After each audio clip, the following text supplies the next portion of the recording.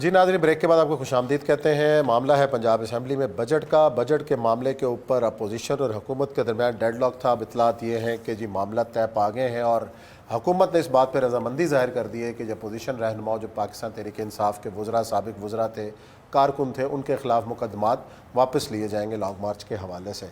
इस बारे में अपडेट पहले ले लेते हैं। हमारे नुमाइंदे याज शुजा साहब असम्बली के अंदर मौजूद हैं, उनसे पूछ लेते हैं कि दिन भर क्या होता रहा है और जो बजट का जो टाइम दिया गया था उसमें तो वह बजट पेश नहीं किया गया। अब कब तक इम्कान है कि बजट पेश हो जाए और जो इसमें इनको बिठाने में और मामलात के तय करने में किसने अपना रोल अदा किया?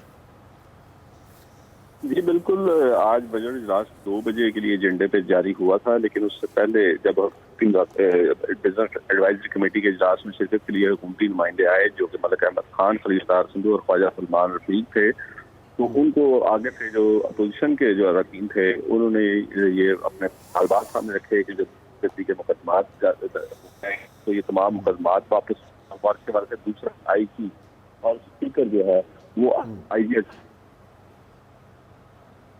जिस पर डेडलॉक पैदा हो गया और था ये तमाम मुतालबा लेकर मलिक अहमद के पास पहुंचे वज़ीर पंजाब ने जो IG पंजाब और चीफ सेक्रेटरी सही है मानने से इनकार कर दिया, लेकिन उन्होंने कहा कि ये मुकदमात वापस लिए जा सकते हैं। दूसरे राउंड में भी इस पर ही तातुल रहा, डेडलॉक रहा।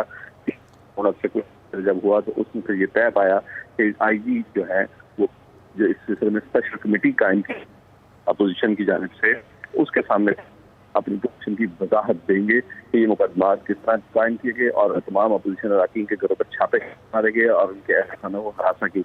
अच्छा अयाज साहब, अब कब तक इम्कान है कि ये बजट की तकरीर शुरू हो जाए और इसका प्रोसेस मुकम्मल हो? कब तक इम्कान है? अब तो ज़ाहिर 8:30 तो बज चुके हैं, कब तक इम्कान? जी बिल्कुल, इस वक्त अब जो अरकान है वो खड़े हो गए हैं और वो ऐवान में बका और जो तयशुदा था कि पहले अपोजिशन के अरकान जो है वो खड़े होकर एहतजाज करेंगे, उसके बाद हुकूमत की जानिब से मलिक जो है वो खड़े होकर यकीन दिलाएंगे कि 24 घंटे के अंदर अंदर मुकदमात वापस लिए जाएंगे। अच्छा। और इसके साथ साथ जज है वो स्पेशल कमेटी के सामने पेश भी होंगे। तकरीबन 15 अरकान जो है ये तकारीर करेंगे, उसके बाद मलिक अहमद खान की यकीन दहानी करें, उसके बाद फिर बजट पेश किया जाएगा।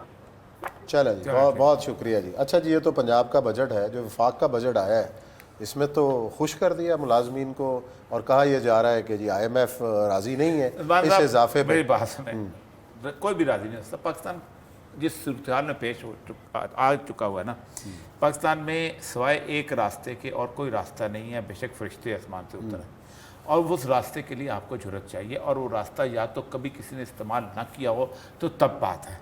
जो अगर मुल्कों ने इस्तेमाल किया है तो फिर आपको एक्वाडोर वाला रास्ता, एक्वाडोर का, पैराग्वे का, अर्जेंटीन का, ब्राज़ील का, 4 मुल्कों का मैं नाम आपको सामने दे रहा, ठीक है।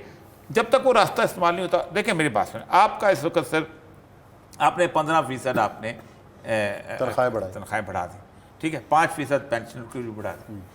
आपने तकरीबन 4,500 अरब रुपए के आप छापेंगे नोट। इसका मतलब ये है कि 9,000 का आपका जो है बजट है, ठीक, टोटल जो बजट है 9 ट्रिलियन का, और आपका डेफिसिट है 3.8 के करीब डेफिसिट मिला 4,000। यानी इसका मतलब ये है कि आप अगर एक आदमी की 15% तनख्वाह बढ़ाते हैं तो आप उसकी 50% जो है वो उसकी कीमत बढ़ जाती है उसके सामने की। तो आपने तो कोई ना बढ़ाया, आपने तो नोट चाप के तनख्वाह लोगों को खुश किया क्या ना, 15% बढ़ा के। इससे बेहतर था कि आप डेफिसिट कम करते। पाकिस्तान में हो क्या रहा है? पाकिस्तान में उस्मान साहब हो ये रहा है कि गुज़श्ता तवील अरसे से हम आवाम के लिए बजट नहीं बनाते, हम इलेक्शन के लिए बजट बनाते हैं। हम वो प्रोजेक्ट इस्तेमाल करते हैं कि जो हमें इलेक्शन में जितवा सकें, जिसका आवाम को। आप मुझे ये बताइए, आपके घर में खाना नहीं है, मैं आपको कहूँ कि आप एक मर्सिडीज गाड़ी आप खरीद लें और उसका कर्ज देते रहिए। मैं आपको कहूँ आप ऐसा करें कि आप घर के अंदर एक और छत बना लें। मैं 2007 में उस्मान साहब गया था इंडिया। 2007 में इंडिया का जो दिल्ली एयरपोर्ट था वो पाकिस्तान के किसी भी छोटे से एयरपोर्ट से भी बुरा था। बनारस एयरपोर्ट जो था वो एयरपोर्ट था कि जहां उनके रेगुलरली 70 के करीब फ्लाइटें आती थी, क्योंकि वो वहां उनका मक्का मदीना है। उस एयरपोर्ट के ऊपर लाइन बनाने के बाद बाकी लोग बाहर खड़े होते थे। उनकी सबसे बड़ी जो रोड थी जो कि दिल्ली से आगरा तक थी, वो हमारी जीटी रोड से मुख्तलिफ थी, इसलिए कि उनको पता था कि हमने अपने बजट को किस तरीके से बिल्टअप करना है, मेंटेन करना है। पाकिस्तान में 60-70, अब क्या हो गया, छोड़ दें इन सारी चीज़ों को, इमरान खान को छोड़ दें, नवाज शरीफ को छोड़ दें, बाकी चीज़ों को छोड़ दें। मैं इनको कसूरवार इसलिए भी नहीं ठहराता कि इन सारे के सारों को ब्यूरोक्रेट जो है ना वो बजट बना के देता है, और वो ब्यूरोक्रेट बड़ा अजीब व गरीब सी चीज़ होती है, वो इनके मफादात को देखता है और सब कुछ करता है। आप देखें, आप तेल मंगा रहे हैं ना, चलो वो तो आपकी मजबूरी होगी, आपने तेल मंगाया, सही। आप मुझे बताइए कि जिस मुल्क के अंदर घी, जो भैंस वाला घी था, उससे लोग बनाते थे और सरसों के तेल से लोग पकाते थे, जो गरीब आदमी था वो सरसों के तेल से करता था, उसमें पाम ऑयल मंगाने की तकलीफ कहां से आ गई? क्या पाकिस्तान में खेत मर गए हैं जहां सूरज की मुखी नहीं उगाई जा सकती थी? क्या पाकिस्तान में से, क्यों? ट्रेडर्स को फायदा देने के लिए। तू मलेशिया से जा, पाम ऑयल ला, मेरे पास पैसे हैं, मैं घी मिल बनाऊंगा, मैं बेचूंगा। सत्यानाश किया सबसे है। बड़ा एग्री सेक्टर था जिसके अंदर आज भी सब हम सत्या- बाहर से मंगा रहे हैं। अच्छा, गंदम एग्री मंगा का रहे हैं, गंदम, दालें मंगा रहे हैं। पाकिस्तान की ये जो पंजाब है ना, ये वाला पंजाब, मैं इस पंजाब की बात नहीं कर रहा, ये पंजाब पूरे इंडिया को फीड करता था। एक गंदम का दाना नहीं मंगाता था, खा वो बंगाल में रहता था, खा वो उड़ीसा में रहता था, खा वो बिहार में रहता था, खा वो केरला में रहता था, ये जगह से फीड होती थी। इसीलिए कहा जाता था कि दुनिया का बिगेस्ट इरिगेशन सिस्टम इस जगह पे बनाया था। सही। ये जो पाकपतन की नहरें निकली हुई हैं, ये सारी की सारी अंग्रेज निकाल के गया हुआ है उस जमाने के अंदर की नहरें। उसके बाद आपने उसके जो है आपने इंडस वाटर ट्रीटी के तहत आगे निकाली, आपने कमाल कर दिया है। फिर आपने वो जो कहते हैं ना, जॉन परकंस कहता है ना, कहता है हम किसी मुल्क को जब तबाह बर्बाद करने पे आते हैं तो हम यही करते हैं। आप मुझे ये बताइए कि आपके घर में आप ये कुछ नहीं कर सकते और आप फूल लगाते हैं, बंदा भेजते हैं आप जाके बैंकॉक पीजीपीएसी के डीजी को, वो वहाँ रहता है 3 महीने, वो वहाँ का स्टडी करता है कि शानदार फूल मैं कहाँ से लगाऊंगा।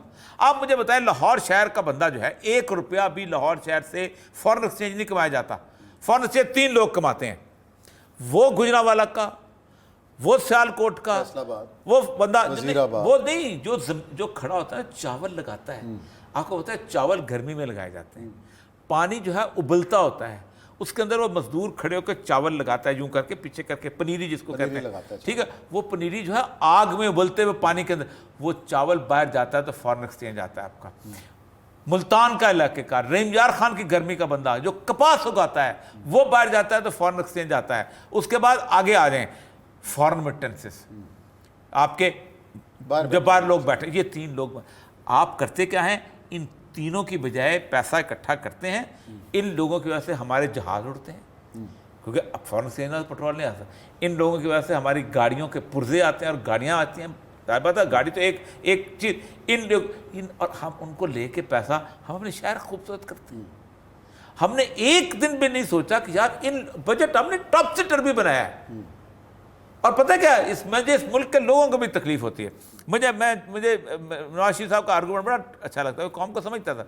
उन्होंने बनाई ये अपना मरी एक्सप्रेस, नहीं मरी की रोड, पहले जब वो पंजाब में, आपको पता है कि मरी 2.5-3 घंटे में पहुंचे थे, मरी 1 घंटे में पहुंचने लग गए। तो हमने पूछा, हमने कहा जी आपने क्यों कर दिया ये? तो देखे बात सुनो, लोग भूख भूल जाते हैं। जिन्हें लाहौर आना, जब बालपुरों लाहौर आना ना पिंडी, उन्हें कहना वाह जी वाह, 2.5 घंटे पास मियाँ साहब ने कमाल करता, 1 घंटे मरी पहुंचे, 1 घंटे मरी पहुंचने ने। अब ये है इस कौम की जहनीत, और ये कौम जो है ना हमेशा जाती फरवर मेले के ऊपर है। यही वजह है कि यहाँ तरक्की नहीं, यही वजह है। अगर ये कौम कह दे कि यार तुम मेरी मामला, मुझे कॉलेज दो, मुझे खुदा की कसम उठा करता हूँ, मुझे वो मरी अच्छे लगते हैं, वो जो खैर बख्श मरी की कौम। मैं जब एक रोड थी 114 साल बाद खोली थी, मैं मरी अफगानिस्तान गए थे, खैर बख्श मरी उनको ले गया था, वहाँ उनके साथ जुल्म हुआ, ज्यादती हुई, यहाँ तक जेवर छीना गया, औरतें रखी गई, तबाह बर्बाद हो गए अपने सारे। ये जो आज़ाद बलूचिस्तान के चक्कर में वापस आए। शेरू मरी, जो कि जनरल शेरू कहा जाता, उसकी कौम, उसका सगा भाई था, रोड निकाल रहे थे। मैंने पूछा तुम्हें क्या चाहिए? मैंने कहा सपोरिया साहब, डीसी साहब कहते सिबी, डीसी साहब, 1 ब्लैक बोर्ड, 1 टीचर, 1 चाक और 1 कुर्सी। वो लोग ज़्यादा अच्छे थे। वो भी हम नहीं दे सके उनको। नहीं देते, नहीं देते। चलो जी, ब्रेक लेते हैं, ब्रेक के बाद आएंगे और जिक्र करेंगे साबिक सदर जनरल मुशर्रफ।